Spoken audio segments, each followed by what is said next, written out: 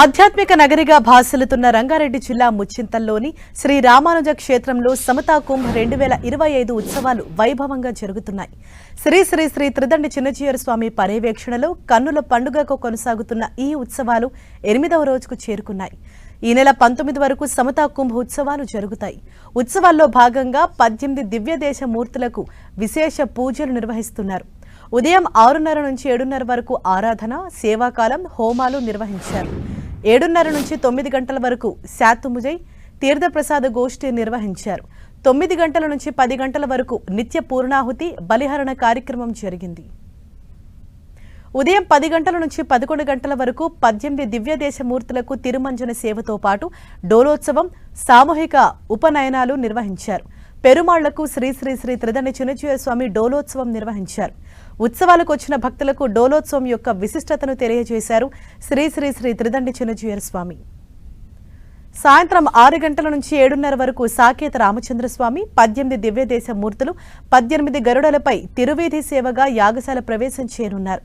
రాత్రి 7:30 నుంచి 9 గంటల వరకు నిత్య పూర్ణాహుతి, మంగళాశాసనం, తీర్థప్రసాద గోష్ఠి కార్యక్రమాలు జరగనున్నాయి. శ్రీ రామానుజాచార్య 108 దివ్య దేశాల తృతీయ బ్రహ్మోత్సవాలు ఈ నెల 9న ఉత్సవారంభ స్నపనం, అంకురార్పణతో ప్రారంభమయ్యాయి. భగవద్ రామానుజాచార్యుల జన్మ నక్షత్రం ఆరుద్ర. ఈ నక్షత్రం రోజునే ఉత్సవాలు ఆరంభించడం ఆనవాయితీగా వస్తోంది. సమతా కుంభలో జరుగుతున్న పలు ఆధ్యాత్మిక కార్యక్రమాలు, ప్రత్యేక పూజలతో పాటు సాంస్కృతిక కార్యక్రమాలను కన్నులారా వీక్షించేందుకు పెద్ద సంఖ్యలో భక్తులు తరలి వస్తున్నారు.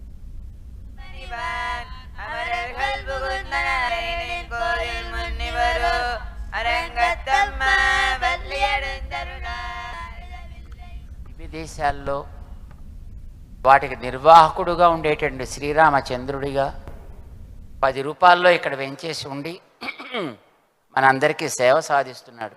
మన మనస్సుల డోలికలలో, అంటే మనస్సులనే ఉయ్యాల్లో స్వామి నిరంతరము ప్రేమతోటి ఆనందిస్తూ ఉండాలి. మనం ప్రతిరోజు పూజా కార్యక్రమం చేసేటప్పుడు చివర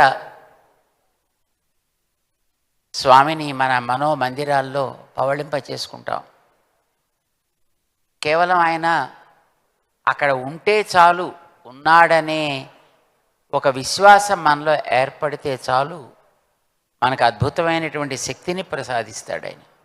మనకి ఏవేవి తగునో వాటన్నిటినీ ప్రసాదించడానికే